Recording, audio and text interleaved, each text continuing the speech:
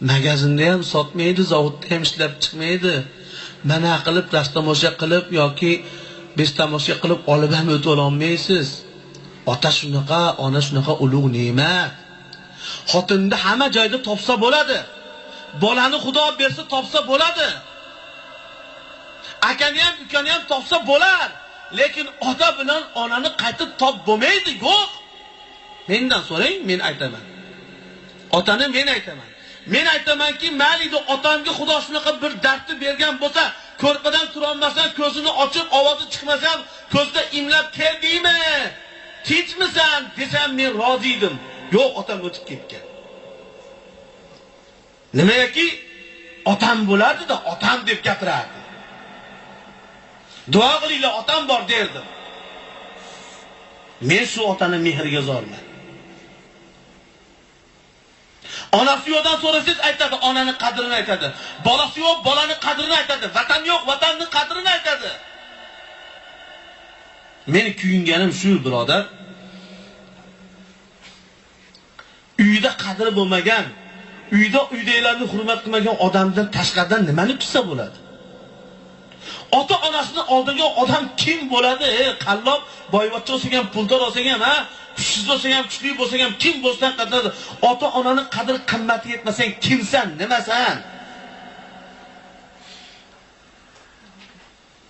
Shuning uchun Alloh o'zining kalomida qayerda buyursa, menga ibodat qiling va Rasulullohga itoat qiling degandan keyin shu oyati karimani davomida ota onangizni rizoligini qiling, ularga itoat va muruvvat qiling deb Xudo buyuryapti.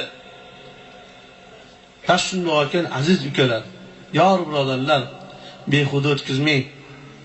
Bugun uxlagani kirib ketdimi? Ertaman chiqadimi, chiqmaydimi Xudo bilan. Bugun ko'paga yotdi, bolam bo'pti. Ertaman bozorga chiqaman, ertaga jumamiz, o'zing va jumaga borib kelarsan der. Endi dadam uxlayapti deysiz, yo onam uxlayapti deysiz. Ertaman tursangiz yo'qda qadam topasiz. Ayting, qadam topasiz. Qada bor, pishirib olasizmi, qaynatib olasizmi, yasattirib olasizmi? Qada bor. Yig'laysiz, o'zingiz mehribon qilib bo'lsangiz, otam ey, onam ey deysiz. Yolg'ondan yig'lamang. Qutulganingga shukr qilyapsan, sen yig'lamayapsan. Endi ichib kelganingda, chek kelganingda, zino qilib qolib ketganingda so'raydiganing yo'qligidan, xursandligidan yig'layapsan. Odamlarning ko'ziga otam, onam deyapsan-u, xursandsan o'zi. Shuning uchun bularni tirikligida qadriga shukrini qilib, Xudodan so'rang, otangizdaqa ulug' yoshlik bo'ling. Xudodan so'rang, ayolingiz, qizlaringiz onangizdaqa mu'mina, omina bo'lsin, hayoli bo'lsin. Xudo taborak va taolo nafaqat bu chorvoq xalqiga, balki musulmonman deb yurgan barcha erkaklarga Xudo taborak va taolo rushd hidoyatini bersin. G'urur, hamiyat ato etgan bo'lsin. Birodarlar, endi duo qilsanglar, suhbatimizni yakunini qora akamlardan tilovat Qur'on qilib berishligini so'rayman.